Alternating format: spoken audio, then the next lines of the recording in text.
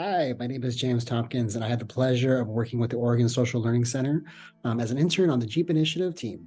One of our projects was aimed to answer a big question expressed by many individuals with lived experience. How exactly do I make the transition into a professional role? To answer this question, we created a survey to crowdsource data from people in the best position to answer it, other individuals with lived experience who have successfully made the transition.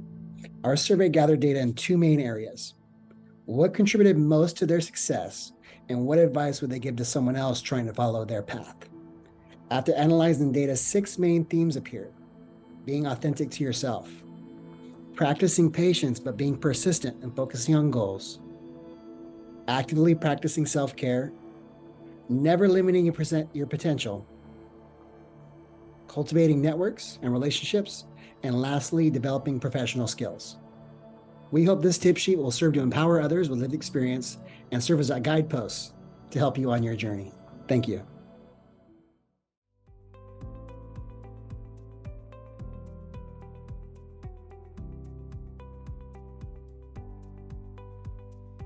Hi, my name is Edwin. I was an intern at the Oregon Social Learning Center, and it was a wonderful experience. A lot of my success has come from a piece of advice that I got from the Oregon DHS background department. So what happened was when I was in school, I applied for a peer support certification. I was surprised when I failed the test. And so I was really discouraged, and I called them up. And while they said they can't tell me anything specifically about my case, I explained what I was doing in my life and how important it was for me. And they told me something in general. And their piece of advice was to document everything you do that's positive, pro-social, or self, empowering, bettering, all those good words we throw around with people we try and help. And, we do these things not for the recognition, and we do these things not to prove anything to anybody except maybe ourselves, right? However, if you're going to be doing those things, document. So if you are somebody with lived experience in the criminal justice system, document every win, every success, and every positive thing you do. You never know. It might make the difference like it did for me. Thanks.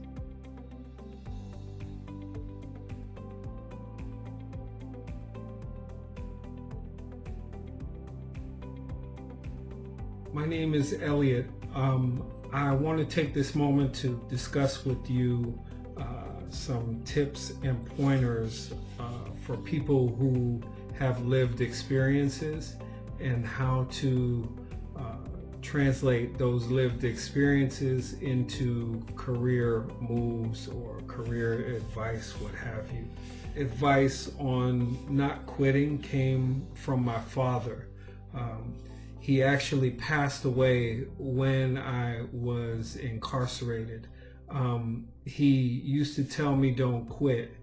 And when I was released and came back home sometime after, my mother gave me a poem that my father left me called Don't Quit. And it was something that inspired him.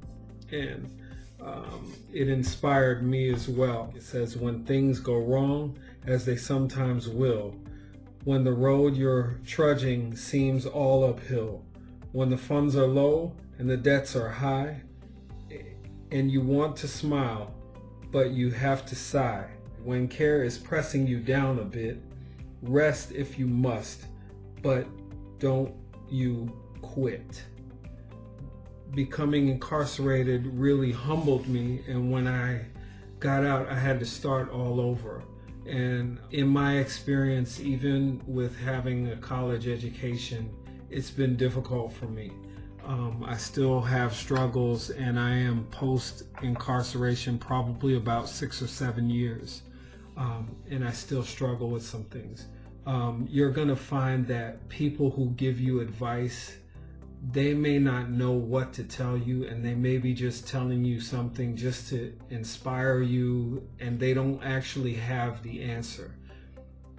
You have to put forth your best effort to find your answer, whatever your answer is.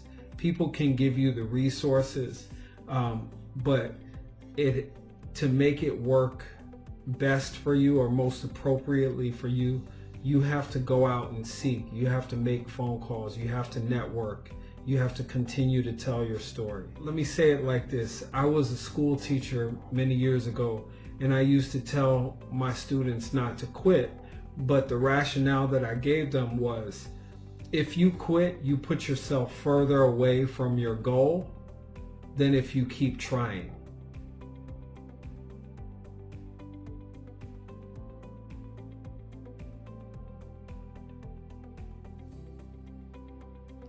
Hello, my name is Dr. Danielle Cabela. I am a medical anthropologist and a techno-science studies scholar, having lived with both parents who were injection drug users.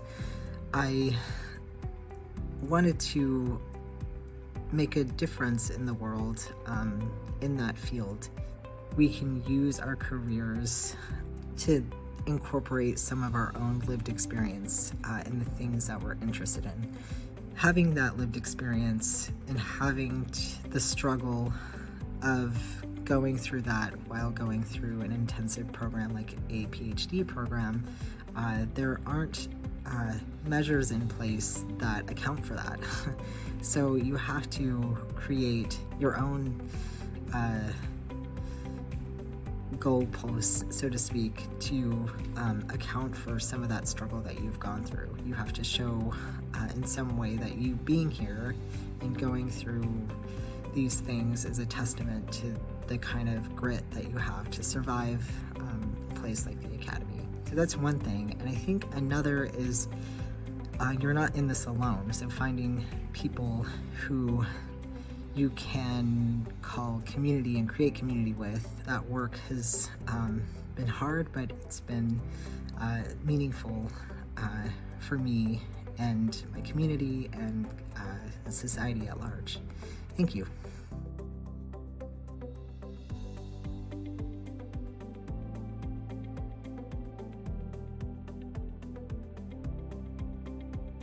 I had my moment of clarity where I had lived 35 years of my life and realized that I was somebody that just didn't love themselves. Because people that love themselves don't put themselves in harm's way. So the best piece of advice that I got remaining open to the circumstances of love was to just be very humble, be very curious, and put myself in a position of learning, because I had to learn how to love myself. I did not know what that meant, because what I found out about all those years in prison, I can sum it up very easy. Prison is nothing but time out for men who don't love themselves. Plain and simple. And it's either they're unaware that they don't love themselves, or their ego has driven them so hard and so deep into the darkness, they just can't even see it, right? And that was what that moment of clarity was for me, was a very crushing moment of the ego. And I was able to kind of just feel this universal love that took root in my heart and in my mind and in my soul, and it came out through my actions. I literally stripped myself down to nothing. And when I had nothing, it's really strange to say that I found everything. I now get to be responsible for that change and go back into the prison, share about reentry, talk about being justice impacted. Met with my probation officer for the last time last month. I'm 47 years old. This will be the first time I haven't been justice impacted since I was 18. Coming out of incarceration, if you have a changed heart and you put love into the things you do, I will tell you this, that you are going to be the most valued worker out here, and you're going to burn right past people, which I've been able to do, which I've been able to accomplish since I've been out. Stay disciplined, learn to put love into all the things you do, and the outcomes will follow. But don't push them, because they'll come in their own time.